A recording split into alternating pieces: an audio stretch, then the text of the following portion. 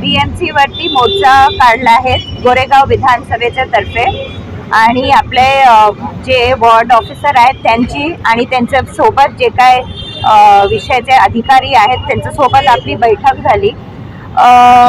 विषय असा आहे की आज BMC वरती कुठचेही नगरसेवक नाही आहे। सगळे जे अधिकार आहेत ते आपल्या वॉर्ड ऑफिसर आणि त्यांच्या अधिकाऱ्यांकडे आहेत, पण जे आपल्या निदर्शनात येतोय कुठच्याही विधानसभेमध्ये काम होत नाहीये। आजही आपण बोललो तर कुठच्या विषयावरती आमची चर्चा झाली, पाणी मिळत नाही, भगतसिंग नगर मध्ये पाण्याची टंचाई आहे, आपले ब्रिज अजून प्रलंबित आहेत, आपले रस्त्यांचा प्रश्न आहे, घन कचऱ्याचा प्रश्न आहे, आपल्या हॉस्पिटल सिद्धार्थनगरचं हॉस्पिटल आहे ते अजूनही प्रश्न प्रलंबित आहे आणि सिद्धार्थनगरच्या हॉस्पिटलला वेळ लागणार, त्यासाठी तुम्ही एक हेल्थ सेंटर सुरू करणार होता ते अजून सुरू झालेलं नाहीये। म्हणजे आपल्याला हे दिसलं आहे की गेले इतके वर्ष आणि विशेष तर जे 2 वर्ष मागे काही कुठचेही विषयावरती काम झालेलं दिसत नाहीये। आमची चर्चा झाली त्यांना आम्ही काहीतरी वेळ दिलेली आहे, त्यांनी आम्हाला आश्वासन दिलंय की काय काय विषय आहेत जे पुढच्या 3 महिन्यामध्ये ते करून देणार आहेत, जसं की आपला हेल्थ सेंटर सुरू होणार आहे, ओझीवाराचा जे रस्ता आहे तो सुरू करणार आहेत, अशी आश्वासनं त्यांनी दिलेली आहेत। आम्ही त्यांना एक विशेष मुदत दिलेली आहे प्रत्येक विषयासाठी आणि समजा त्यांनी त्या मुदतीत नाही केलं तर आम्ही स्वतःहून करू।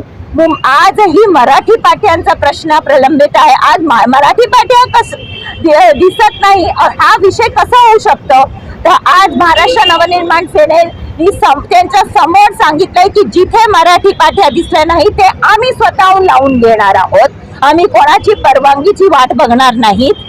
फेरीवाल्याचे जे विषय आहेत फेरीवाल्यांच्या विषयामध्ये पण महाराष्ट्र नवनिर्माण सेनेची जे भूमिका आहे ते आम्ही लागू करू। असे जे काही विषय आहेत 1 आठवड्याची मुदत दिलेली आहे आपल्या रस्त्यांची, नाही झालं तर आम्ही सुरू करू रस्ता। आता किती वर्ष त्यांची वाट बघायची? आता महाराष्ट्र नवनिर्माण सेना जे रस्त्यावर उतरून जे काय कामं करू शकते ते आम्ही स्वतःहून करून घेणार। सर काय सांगाल, आज आपण इकडे धडक मोर्चा आणलाय BMC कार्यालयावर, त्याबद्दल काय प्रतिक्रिया आहे? आज महाराष्ट्र नवनिर्माण सेना गोरेगाव विभागाच्या वतीने मनपा कार्यालयावर मोर्चा करण्यात आलेला। बरेच वर्षापासून प्रलंबित जे मागण्या आहेत, आमचे प्रश्न आहेत, त्याकरता मी ऑर्डर्सकडे भेटायला आलो। सन्मान्य ताई यांच्या नेतृत्वाखाली मोर्चा मी काढलेला होता। बरीच विषय होती, ज्यामध्ये आपला सिद्धार्थ हॉस्पिटलचा विषय आहे, बरीच वर्ष काम सुरू आहे पण काम केव्हा संपणार हे ते कोणालाच काय माहिती नाही आहे। ते आज आम्हाला 2026 काम संपणार आहे। प्रामुख्याने हा ओशिवरा नाल्यावरचा जो ब्रिज आहे 4 वर्ष झाली तो काम सुरू आहे, त्याकरता मी आज गेलेलो, पण ते आश्वासन आम्हाला देण्यात आलेलं की 7 दिवसात ते ओपन करणार आहे। आम्ही पण तिकडे बोर्ड लावलेला आहे की जर तुम्ही 4 दिवसात ओपन नाही केला तर ते आम्ही ओपन करू, कारण काम झालेलं आहे, नुसतं कार एंगल पण ठेवलं जाईल कोणाला माहिती नाही आहे। त्यामुळे 4-5 दिवसानंतर जर रस्ता उघडला नाही ब्रिज तर आम्ही तो ओपन करून टाकू। दुसरा विषय जो होता तो गोरेगाव ईस्टला हेल्थ सेंटर आहे आपलं, सिद्धार्थ हॉस्पिटल तर बंद आहे पण हेल्थ सेंटर जे आहे पण ते पण बंद आहे, काम सुरू आहे। आमचा आज विषय होता किती वेळ दिवस तो बंद ठेवणार तुम्ही, काम सुरू तर लवकरात तुम्ही सुरू करा। त्यांनी आश्वासन दिलं की नोव्हेंबर किंवा डिसेंबर महिन्यात आम्ही तो सुरू करून देऊ।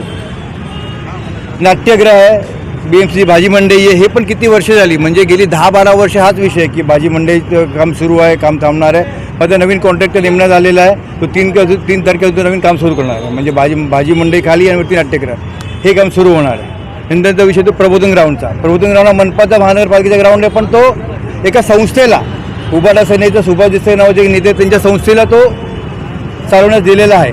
तो चालवण्यास त्यांना दिलेला आहे की त्यांना विकत दिलेला आहे माहीत नाही आम्हाला, पण मागे पण आम्ही आंदोलन केलेलं आणि बाहेर बोर्ड लावायला मी सांगितलं की नागरिकांसाठी खुला करा म्हणून।